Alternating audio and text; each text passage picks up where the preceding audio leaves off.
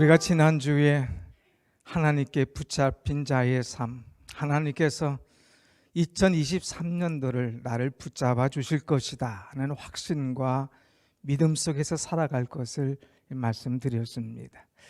오늘은 하나님께서 붙잡아 주시는 삶을 살기 위해서는 우리가 어떻게 살아야 될 것인가, 그냥 가만히 있는데 하나님께서 그 사람을 붙잡아 주시느냐, 그렇지 않다고 하는 것이죠.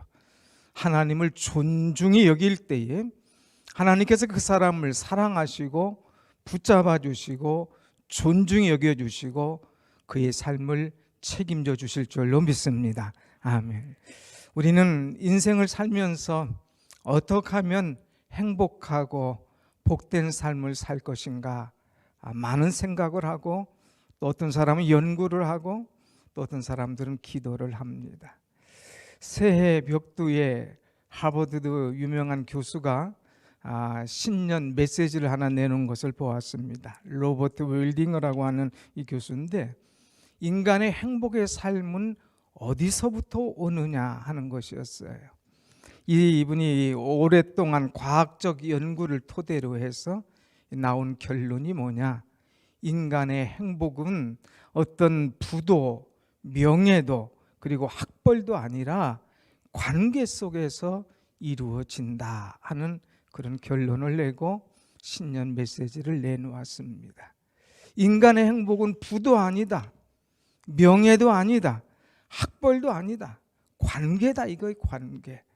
내가 내 주변 사람들과 얼마나 관계를 잘 하느냐에 따라서 그의 삶이 행복하기도 하고 불행하기도 하다고 하는 것입니다. 그러면서 그냥 말한 것이 아니라 자기 학교 학생들을 연구를 하기 시작했어요. 우리 학교 학생들, 세계적인 그런 대학이라고 하지만, 정말 우수한 두뇌를 가지고 있다고 하지만 얼마나 행복하다고 생각을 하느냐 하는 것을 연구를 했어요. 그리고 자기 학생들뿐만 아니라 이 보스턴에 있는 이 빈민가 약 700여 명들의 삶도 한번 연구를 했습니다. 그런데 보면 하버드 학생들의 삶보다 오히려 빈민가에 있는 사람들의 삶이 훨씬 더 행복하다고 하는 것이었습니다. 왜 그럴까? 서로 경쟁하고 서로 위로 올려가려고 하고 서로 1등 하려고 하다 보니까 그 학생들은 행복이 없는 거예요. 그러나 빈민가에 있는 사람들은 서로 약하니까 서로 붙잡아 주려고 그럽니다.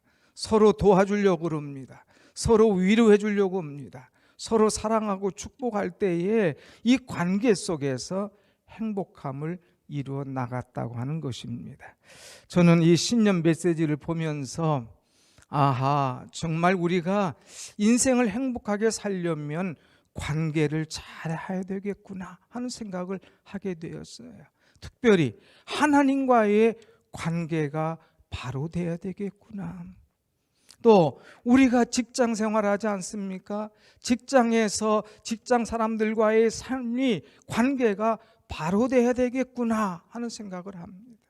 여러분, 우리가 교회 생활하잖아요. 성도들끼리의 관계가 바로 될 때에 그 행복한 신앙생활을 할 수가 있다는 것이죠.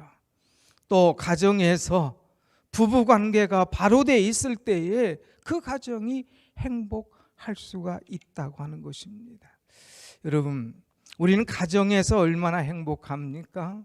부부와의 관계 속에서 얼마나 우리는 행복하냐 하는 것입니다. 우리가 가정에서 부부를 서로 부를 때 여보, 당신 이렇게 부르잖아요. 그런데 여보와 당신 그 말 속에는 상당한 의미가 있습니다. 한자어로 여보 할 때 여는 같을 여, 보, 이것은 보배로울 보자예요. 그냥 여보가 아니라 당신은 보배 같은 사람이다, 보배롭게 여김받을 사람이다, 이렇게 부르는 거예요. 그리고 당신 할 때에 당자는 당할 짱자입니다. 신자는 몸 신자예요. 당신은 내 몸과 같은 사람이다 하는 거예요. 그러니까 여러분, 괜히 욱박 여보 당신 이렇게 하지 말고 부드럽게 내게 보배로운 당신, 내 몸과 같은 이제 당신, 이렇게 여보와 당신을 이전보다 더 존경하면서 더 사랑스럽게 부를 때에 부부관계가 그 어느 때보다도 더 행복해질 줄로 믿습니다. 아멘. 혹시 옆에 여러분 부부가 앉은 분 계십니까? 한번 쳐다보세요. 이런 마음으로 여보 한번 불러보세요. 이전처럼 부르지 말고 보배 같은 여보, 내 몸 같은 당신. 좀 쑥스러운 것 같아요. 잘 안 됩니까? 이 가정에 좀 문제가 있는 거예요, 그러면은. 자, 여러분, 우리 곁에 항상 같이 사는 부부들은 보배로운 사람이고 내 몸과 같은 그런 사람인 줄로 믿고 더 존중히 여기며 더 사랑하며 살아가는 여러분이 되시길 바랍니다. 아멘. 특별히 교회 생활에 있어서 하나님과의 나와의 관계는 정말 이 존중하며 살아야 되는 거예요. 교회 생활도 성도들은 목사를 존중하고 목사는 성도들을 존중하며 살 때에 이것이 행복한 교회 생활을 이루어갈 수가 있다고 하는 것이죠.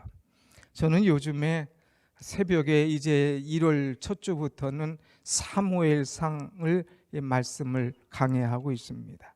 이 사무엘상 1장, 2장 합니다가 오늘 2장 30절 이 말씀은 그냥 훅 넘어갔어요. 오늘 주일날 우리 성도들과 함께 이 말씀을 나누려고. 오늘 본문 말씀에 존중이라고 하는 단어가 나옵니다. 우리 한번 같이 볼까요? 2장 30절 제일 밑에 말씀을 보겠습니다. 같이 볼까요? 노란 줄, 나를 존중히 여기는 사람을 내가 존중히 여기고 나를 멸시하는 자를 내가 경멸하리라. 하나님께서는 하나님을 존중히 여기는 사람을 존중히 여겨 주시겠다 이렇게 말씀하고 있어요. 그런데 또 하나님은 나를 멸시하는 사람을 내가 경멸하리라 이렇게 말씀하고 있습니다. 여러분, 존중과 멸시란 단어 알지 않습니까? 존중이라고 하는 것은 최상의 가치로 둔다 이거예요. 하나님이 나에게 있어서 최고입니다. 하나님이 내가 정말 나의 모든 것들을 주관하시는 분이십니다. 내가 하나님을 존중합니다 하고 하나님을 존중히 여기면 그 하나님께서 누구보다도 나를 보배롭고 존귀한 자로 존중히 여겨 주신다는 거예요. 그런데 우리가 하나님을 멸시하면, 멸시라고 하는 것은 뭐냐? 가치 없다, 별 볼 일 없다, 더 나아가서는 쓸모 없다 하는 그런 표현이에요. 하나님을 가치 없다, 별 볼 일 없다, 쓸모 없다고 얘기해? 하나님 그 사람을 경멸하리라. 경멸이라고 하는 것은 무시당하고 완전히 끝나버리는 거예요. 누구도 상대해 주지 않는, 그의 육체와 영혼과 가정과 후손이 완전히 끝나버리는 그런 일을 당할 것이다 하는 거예요. 그러니까 얼마나 귀한 말씀입니까? 그러면서도 얼마나 무서운 말씀입니까? 오늘 여러분 어떻게 사시겠어요? 2023년을 하나님을 존중히 여기면서 하나님께로부터 존중히 여김받으며 살겠습니까? 아니면 하나님을 멸시하면서 하나님께로부터 경멸히 여김을 받으며 살겠습니까? 하나님을 존중히 여기는 가운데 하나님께로부터 존중히 여김받는 여러분의 삶이 되시기를 축원합니다. 아멘. 여러분, 오늘 이 사무엘상은 우리에게 전반부를 통해 후반부, 그래서 두 사람을 가정을 예를 들어서 말씀하고 있어요. 전반부에는 엘리라고 하는 사람의 가정과 사무엘의 가정이에요. 후반부는 사울이라는 사람과 다윗의 사람들의 이 가정을 나타내 주고 있습니다. 사무엘은 하나님을 존중했어요. 그럴 때에 하나님께서 사무엘을 얼마나 존중히 여겼는지 모릅니다. 그런데 엘리는 하나님을 우습게 여겼어요. 가볍게 멸시했어요. 그럴 때 하나님께로부터 완전히 진멸당하는 경멸하는 그런 어려움을 당했습니다. 또 이 사무엘상 후반부에 가서 보면은 사울과 다윗의 이야기가 나온다겠죠. 다윗은 하나님을 존중히 여겼습니다. 하나님을 최고로 여겼어요. 그때 하나님께서 다윗을 높이 들어서 최고의 지도자로 세워주셨습니다. 그런데 사울은 하나님을 우습게 여겼습니다. 하나님의 말씀을 버렸습니다. 하나님을 멸시했습니다. 그때에 내가 여호와의 말씀을 버렸으므로 내가 너를 버리노라 하면서 이 사울이 끝나는 것을 보게 되지요. 여러분, 오늘 우리 가정은 어떤 삶을 살아야 될 것인가? 물어보나 마나 1번이죠. 우리는 하나님을 존중히 여기면서 하나님께로부터 존중히 여김받는 2023년 올해가 여러분의 믿음의 해가 되기를 다시 한번 축원합니다. 아멘. 그러면 하나님을 존중히 여긴다는 것은 과연 어떻게 하는 것이 하나님을 존중히 여기는 것일까? 어떻게 하면 하나님께로부터 존중히 여김을 받을 수 있을까 하는 것입니다. 오늘 엘리와 사무엘은 하나님을 대하는 말씀대로 살려고 하고 하나님을 두려워해서 하나님께서 아니하는 것은 멈춰서는 그런 신앙의 자세가 그에게 분명했다고 하는 것입니다. 여러분, 이 엘리와 엘리의 가문은 하나님께로부터 멸시, 경멸을 받았습니다. 그 이유가 뭐냐? 이제 29절 말씀 보면 29절 한번 같이 봅니다. 29절 시작. 너희는 어찌하여 내가 너 처소에서 명령한 내 재물과 예물을 밟으며 내 아들들을 나보다 더 중히 여겨 내 백성 이스라엘이 드리는 가장 좋은 것으로 너희들을 살찌게 하느냐. 여기 보면 결론적으로 하나님보다 아들을 더 중요하게 여겼어요. 하나님보다 하나님께 드린 재물을 더 사랑했습니다. 다시 말하면 하나님을 경외하지 않고 아들을 사랑하고 재물을 사랑하다가 모든 것의 마음을 그쪽에 빼앗겼기 때문에 그런 어처구니 없는 일을 당하는 것을 보게 됩니다. 여러분, 이제 사무엘상 2장에 가서 쭉 보면 하나님께서 이 엘리 가정의 문제를 지적해내십니다. 2장 12절에 가서 보면 엘리의 아들들은 여호와를 알지 못하더라 하는 말씀을 우리에게 주셨었어요. 하나님을 알지 못하더라. 아니, 어떻게 아버지가 제사장인데 하나님을 알지 못하겠습니까? 아버지는 매일 나가서 성전에서 일하는 사람이에요. 기도할 때마다 하나님, 또 제사하고 예배할 때마다 하나님 중심의 사람이었는데 아들들은 딴판이었습니다. 하나님을 모르는 거예요. 여기서 하나님을 알지 못하더라고 하는 것은 하나님에 대해서 모르는 것이 아니라 하나님을 인격적으로 만나지 못한 삶인 거예요. 아버지는 나가서 열심히 하나님의 일을 하지만 그 아들은 아버지 하나님을 인격적으로 만나지 못하니까 불량자였어요. 엉뚱한 길로 가는 그런 자녀들이었습니다. 그래서 이 자녀들은 하나님을 멸시합니다. 하나님 앞에 드려야 될 예물을 이제 함부로 취하거나 하나님의 성전에서 일하는 여인들을 성추행하거나 하나님의 말씀을 외면하는 이 어리석은 자들이 된 것을 보게 됩니다. 결론은 뭐냐? 하나님을 멸시했더라고 하는 거예요.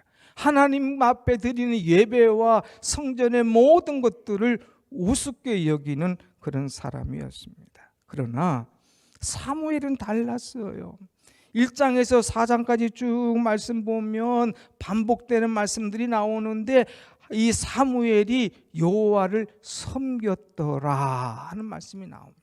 하나님을 존중히 여기면서 하나님을 경외하면서 하나님 중심으로 살아갔다고 하는 것입니다.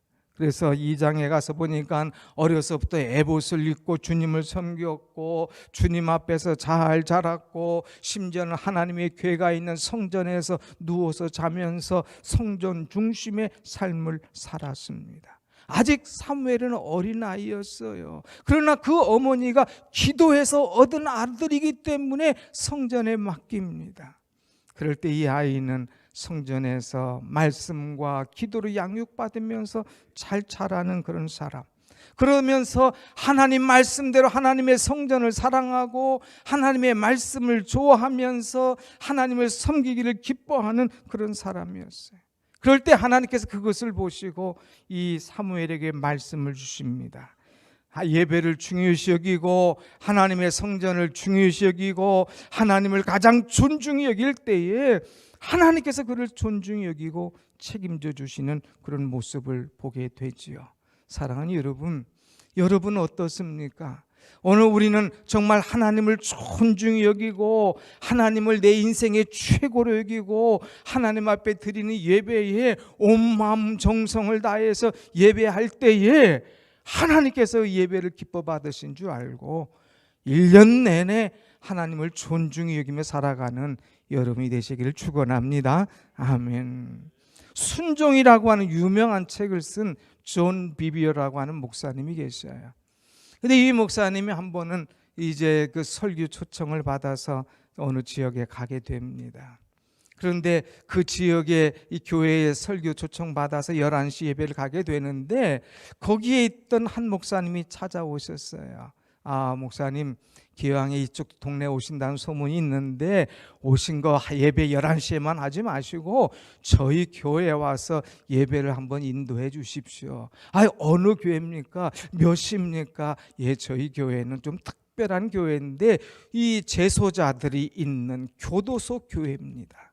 교도소 교회, 죄인들이 가득한 이 장소라 이거예요. 그리고 이 시간은 8시, 좀 이른 시간입니다. 그러니까 여기 오셔서 8시 예배 드리시고 또 바로 이웃이기 때문에 얼른 가시면 예배 11시에 지장이 없을 겁니다 하고 부탁을 했어요. 그럴 때에 존 비비어 목사님 오케이, 그것을 허락을 했습니다. 그리고 그 시간에 당도를 합니다.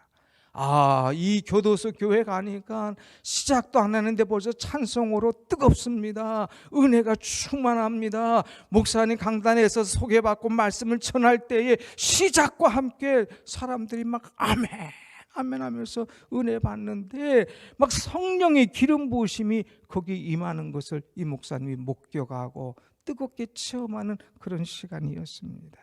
이 성령의 기름 부으심, 이 은혜의 시간이 1시간 반 동안 계속되는 거예요. 회개의 역사가 일어나기 시작합니다. 거기에서 가진 은사가 일어나기 시작합니다. 또 병고침의 역사가 일어납니다. 내가 이제 모든 죄를 회개하고 나는 주의 종으로 살겠습니다. 결단하는 그런 결단도 일어납니다. 어마어마한 역사가 일어나는 거예요. 그래서 오히려 1시간 반 예배하는 동안에 말씀을 전하러 갔고 은혜를 끼치러 갔던 이 목사님이 오히려 막 어마어마한 은혜를 받고 나오게 됩니다. 하나님 살아계시군. 이 죄인들, 이 재소자들, 이들 속에 이렇게 귀한 말씀 은혜로 채워주시고 새롭게 하시는구나. 그야말로 막 흥분이 돼가지고 나오는 거예요. 그러면서 이제 11시 예배를 가게 됩니다.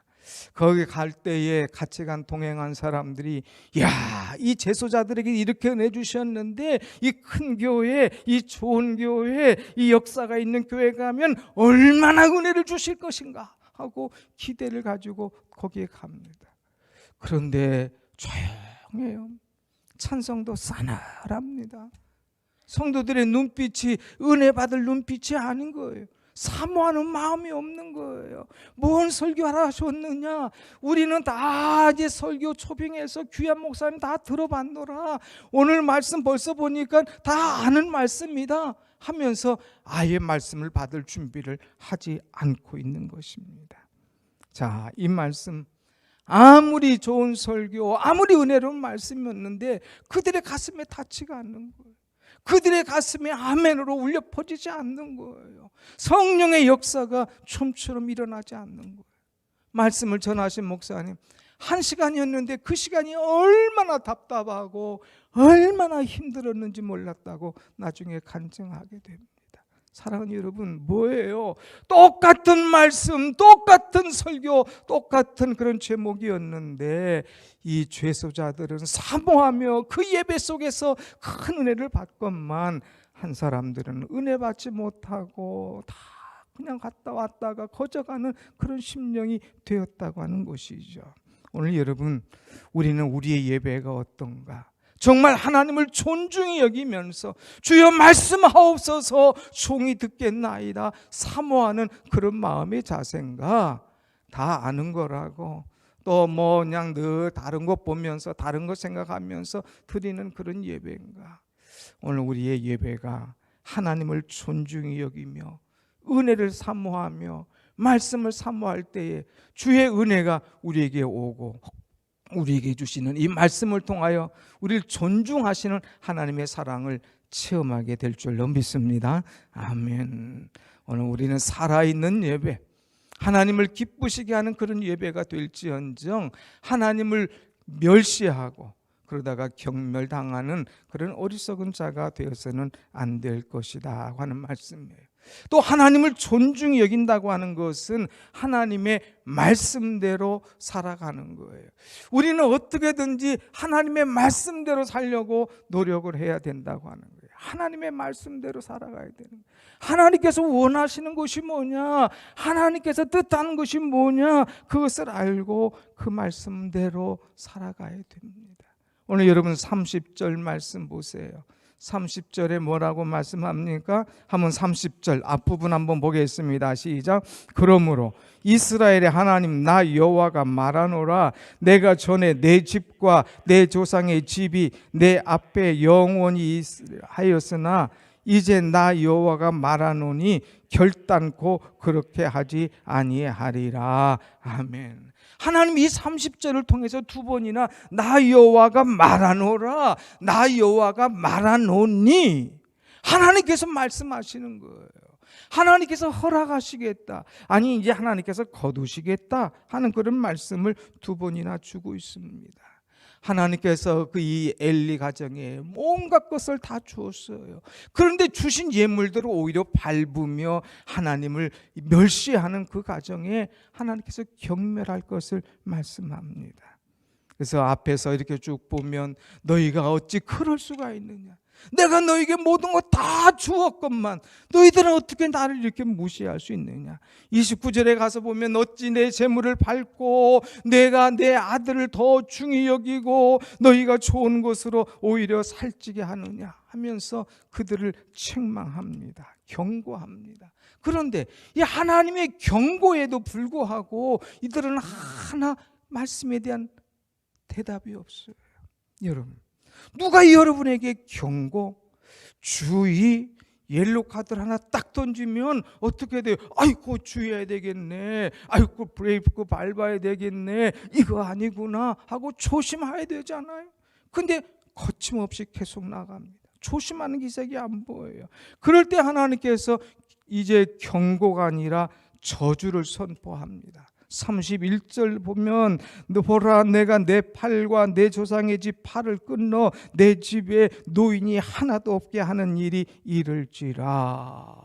아니 팔과 이제 집의 모든 내 팔, 내 조상의 집 팔을 끊겠다. 이거는요 건강한 팔 없도록 하겠다. 젊은이 시대가 끝나겠다. 늙은이가 너희 가정에 없게 할 것이다. 어마어마한 저주 아닙니까? 이럴 때에 엘리가 정상적인 신앙이라면 하나님 잘못했습니다, 하나님 용서하여 주옵소서 하면서 막 엎드리고 간구하고 회개해야 되는데 전혀 여기에 대해서 말이 없는 거예요. 다 너희 가정 끝내버리겠다 할 때도 대답이 없는 거예요. 더 나가서 3장 1절에 가서 보면 이 엘리의 집에 하나님의 말씀이 끊어졌어요. 내가 너에게 그렇게 말해도 너희들은 대꾸 한마디 안 하고 반응도 안 보이니까 내가 너희와 이제 상대하지 않으리라. 그러면서 말씀이 희귀했다고 그랬어요. 여호와의 말씀이 그들에게 임하지 않았습니다. 하나님의 말씀이 이 제사장에게 임하지 않으니까 얼마나 답답합니까? 하나님께서 그들을 향하여 입을 닫으셨어요. 그래도 한마디 말하지 않는 이 어리석음을 보게 됩니다. 그런데 여러분, 사무엘은 어떻겠습니까? 그러지 않아요. 하나님 말씀하실 때마다 그 말씀에 민감했어요. 하나님이 명령하실 때마다 그 말씀대로 살았습니다. 한 번은 자는데 사무엘아 사무엘아 부르는 거예요. 아직 어리니까 이 하나님이 부르시나 하고 아니면 이 엘리 제사장이 부르나 뭐가 뭔지 분간을 못하는 거예요. 그러니까 엘리에게 가서 선생님 저를 부르셨습니까? 아니야, 나 너 부른 일 없어, 가서 자라. 그래서 또 누워 자는데 또 사무엘아 사무엘아 불러요. 얼른 가서 예 하니까 아니 나 부른 일 없어. 또 부르십니다. 사무엘아 사무엘아. 야 이상하다, 너 부른 일 없는데 너 자꾸 오는 거 보니까 하나님께서 또 부르시는 것 같아. 그러니까 이번에 부르시면 예 하나님 말씀하옵소서, 종이 듣겠나이다, 이렇게 얘기해. 그럼 뭔가 말씀하실 거야. 이번에 또 가서 누웠는데 또 부르십니다. 사무엘아 사무엘아. 그때 사무엘이 벌떡 일어나서 예 종이여 말씀하옵소서, 종이 듣겠나이다. 그때 하나님께서 그에게 말씀을 부어주기 시작합니다. 그 말씀을 그대로 전합니다. 그때부터 이 사무엘은 하나님의 말씀을 받아서 하나님의 뜻대로 살아가는 그런 사람인 것을 우리는 볼 수가 있습니다. 그래서 사무엘상 3장 19절 보면 이런 말씀이 있어요. 3장 19절 한번 같이 볼까요? 사무엘상 3장 19절 시작. 사무엘이 자라매 여호와께서 그와 함께 계셔서 그의 말이 하나도 땅에 떨어지지 않게 하시니. 하나님께서 함께 하셨어요. 그래서 하나님께서 그에게 주신 말씀, 그가 또 한 말이 땅에 떨어지지 않도록 다 이루어지도록 허락하셨다 하는 그런 말씀이에요. 여호와의 말씀을 경청하니까 하나님께서 말씀하신 하나하나가 다 이루어지도록 그를 통하여서 역사하신 것을 우리는 보게 됩니다. 사랑하는 여러분, 엘리는 하나님의 말씀을 건성으로 들었습니다. 그리고 말씀이 와도 회개할 거리가 있어도 회개하지 않고 그냥 지나쳤습니다. 그러나 사무엘은 말씀을 진지하게 들었어요. 경청했습니다. 하나님의 뜻대로 행하려고 노력할 때에 하나님께서 그를 책임져 주시는 것을 보게 되지요. 2023년은 여러분이 큐티를 하든 설교를 듣던 기도를 하든 하나님께서 여러분에게 말씀하실 때마다 그 말씀을 경청하고 말씀대로 살아가면서 하나님을 존중히 여기는 가운데 내가 나를 사랑하는구나, 내가 나를 존중히 여기는구나 인정받고 하나님께로부터 존중히 여김받고 살아가는 여러분이 되시길 축원합니다. 아멘. 여러분, 결론입니다. 하나님을 멸시했던 엘리 가정이 어떤가요? 오늘 말씀하신 것이 그대로 다 이루어지게 됐습니다. 내 집 젊은이들 팔 다 끊어질 거야, 내 집에 노인들이 다 하나도 없게 될 거야 했습니다. 그런데 그의 아들들이 전쟁에 나가서 한꺼번에 다 죽습니다. 아들이 죽었다는 이야기, 법궤를 빼앗겼다는 얘기를 듣고 이 엘리가 의자에 앉았다가 그냥 떨어져 죽습니다. 목이 부러져 죽는 거예요. 그것만 아닙니다. 이제 그의 며느리가 아기 낳고 이제 죽어버립니다. 그래서 그의 이름을 이가봇, 하나님의 영광이 떠났다, 이렇게 지은 거예요. 여러분, 얼마나 잘 나가는 가정이었습니까? 얼마나 하나님께서 책임져 주시는 그런 사람이었습니까? 그런데 그의 말로가 완전히 무너졌다는 거예요. 왜?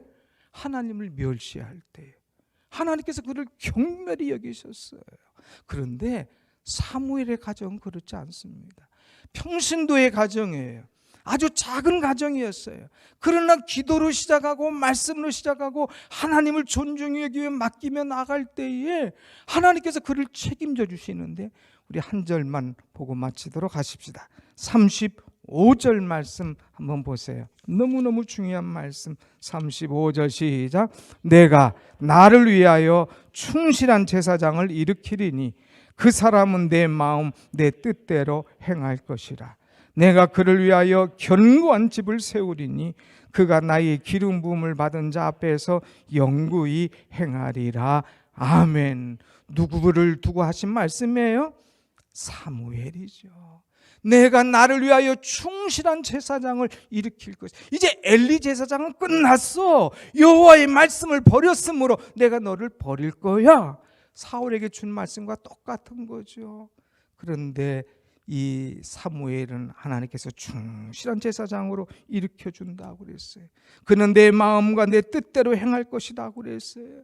내가 그 집을 견고한 집으로 세워주신다고 그랬어요. 세워준다.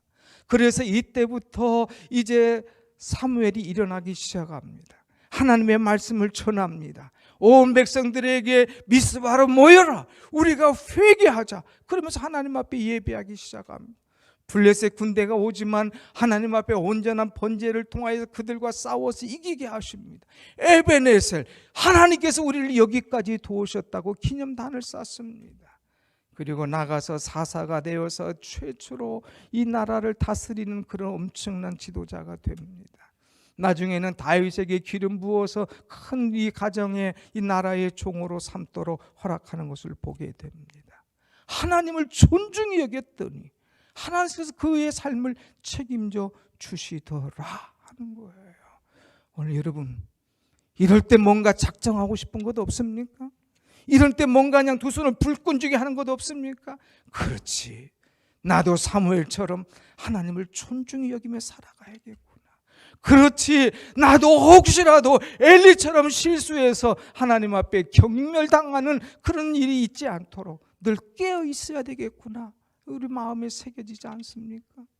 오늘 사무엘처럼 하나님을 존중히 여기기로 결심하면서 여러분 2023년뿐만 아니라 여러분 일평생을 하나님께 존중히 여김받으며 살아가는 여러분의 신앙이 되시기를 축원합니다. 아멘. 기도하십시다.